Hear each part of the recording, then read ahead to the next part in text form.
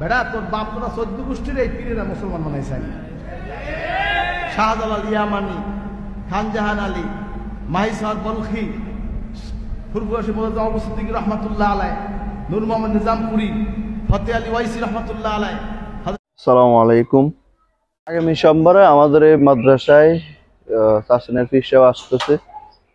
আপনারা জানেন, আসলে আমরা এলাকাবাসী অনেকের চেষ্টা করতেছে যে মাদ্রাসাটা কাজটা যেন খুব সুন্দর এবং স্বাভাবিকভাবে তাড়াতাড়ি যেন শেষ হয়, এবং আমাদের উপরে যে যে তালা কাজগুলো সেগুলো যদি আরো করে তাহলে ফলানোর জন্য ক্লাস করা আরো সহজ হয়ে যাবে আমি মনে করি। কারণ এখন এখানে মাত্র আপনার যে বড় যে রুমটা সেটা হচ্ছে অফিস রুম, আমি যেটা দাঁড়িয়েছি ওইটা।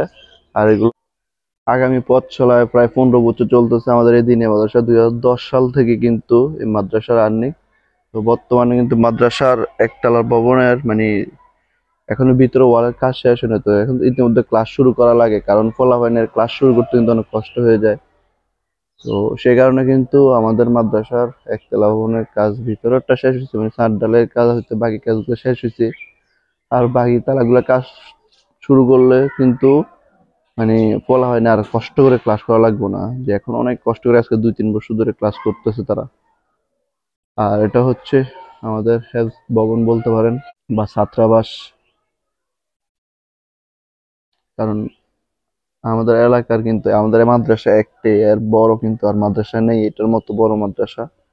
তো আমাদের উচিত এটার প্রতি খেয়াল রাখা, এটার প্রতি কাজ করা। খুব শীঘ্রই আমরা মনে করি যে আমাদের এই কাজটা আরো এগিয়ে যাবে। শুধু আপনাদের সহযোগিতায় কিন্তু এতটুকু।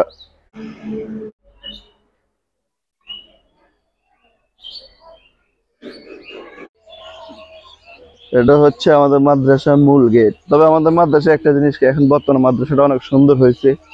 মাদ্রাসার জায়গাগুলো বা সবগুলো এখন দেখতে মোটামুটি সুন্দর। যদি কাজটা শেষ করে তাহলে আরো সুন্দর দেখা যাবে আমি মনে করি। এটা হচ্ছে মাদ্রাসার মূল গেট, আরো কিছু কাজ বাকি রয়েছে। এখন আপনাদের সহযোগিতাটা হচ্ছে আমাদের সবচেয়ে বড় মেইন বিষয়। এই যে হেফখানা আসে একদম মূল গেটের সাথে, এখন একটা গেট দেওয়ার পরিকল্পনা আছে। দেখ আমরা একটু উপরে যাই, আপনাদেরকে ভিউটা দেখাই কি অবস্থা। এটা হচ্ছে মাদ্রাসার উপরে ভিউটা। আসলে ক্লাস চলতেছে তো হেফখানা আছে, ছুটির দিন তো সুন্দর আমাদের। আর এটা হচ্ছে ভবনটা, ভবনের উপর তাহলে কাজটা করলে আরো অনেকটা কমে যাবে। আগামী 10 তারিখে এবং সোমবারে হুজুর আমাদের এখানে আসবে।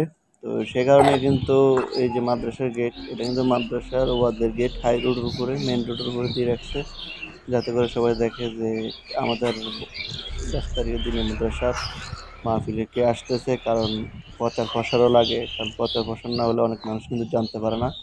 যাই হোক, এখন এটা হচ্ছে আমাদের মাদ্রাসার বর্তমান যে মাঠে ওয়াজ হবে সেই মাঠের সামনেই কিন্তু গেটটা।